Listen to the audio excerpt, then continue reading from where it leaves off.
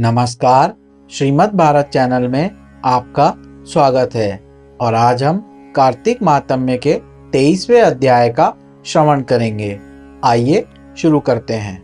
नारद जी ने राजा पृथु से कहा, हे राजन, इसी कारण से उद्यापन में तुलसी की जड़ में भगवान विष्णु की पूजा की जाती है।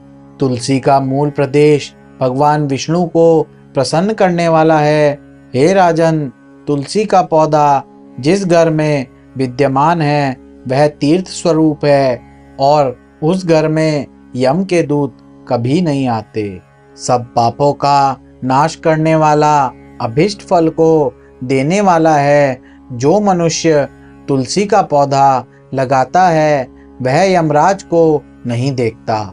भगवती नर्मदा का दर्शन, गंगा स्नान व तुलसी के पौधे का संसर्ग, यह तीनों एक पुण्यप्रद है।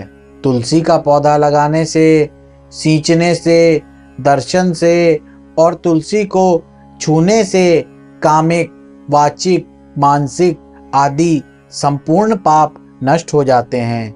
जो प्राणी तुलसी के दल से भगवान शंकर का पूजन करते हैं वह पुनः गर्भ में नहीं जाते, निसंदेह जीवन मुक्त हो जाते हैं। तुलसी के दल में पुष्कर आदि समस्त तीर्थ, गंगा आदि संपूर्ण नदियां और विष्णु प्रभृति सब देवता निवास करते हैं। तुलसी के साथ यानी तुलसी के पास जो अपने प्राण विसर्जन करता है वह चाहे कितना बड़ा पापी क्यों ना हो, उसको यमराज नहीं देख सकते। हे राजन, जो लोग तुलसी के कष्ट का चंदन लगाते हैं वह सहज ही मोक्ष को प्राप्त हो जाते हैं। उनके द्वारा किए गए पाप भी उनके शरीर को स्पर्श नहीं कर पाते। हे राजन, जहाँ तुलसी के वन की छाया हो वहाँ पर पितरों के निमित्त दिया हुआ दान सर्वदा के लिए अक्षय होता है। हे राजन, आंवले के वृक्ष की छाया में जो प्राणी पिंड दान करते हैं उनके पितृ यदि नरक की यातना भी भोग रहे हों तो भी मुक्त हो जाते हैं। सिर, हाथ, मुंह और देह में जो आंवले को धारण करते हैं उनको विष्णु रूप जानना चाहिए। आंवले के फल और तुलसी के दलों को पानी में मिलाकर जो प्राणी स्नान करते हैं उनको गंगा स्नान का फल मिलता है। जो मनुष्य आंवले के पत्तों और फलों से देवताओं का पूजन करते हैं उनको स्वर्ग, मणि और मोतियों द्वारा पूजन का फल प्राप्त होता है।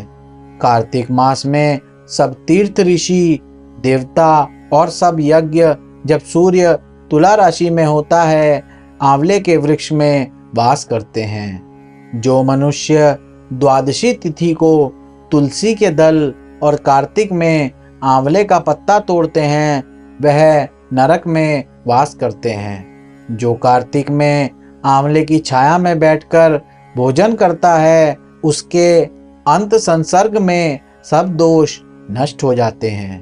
कार्तिक मास में जो आंवले की जड़ में भगवान विष्णु का पूजन करता है उसको श्री विष्णु क्षेत्रों के पूजन का फल प्राप्त होता है। आंवले तथा तुलसी की महत्ता का वर्णन करने में ब्रह्मा जी भी असमर्थ हैं, इसलिए धात्री और तुलसी की जन्म कथा सुनने से मनुष्य अपने वंश सहित मुक्ति प्राप्त करता है। और इसी के साथ हमारे कार्तिक माहात्म्य का 23वां अध्याय भी समाप्त होता है। कार्तिक मास में नित्य ही कार्तिक माहात्म्य का श्रवण करने से अमोघ फल की प्राप्ति होती है। हरे कृष्णा।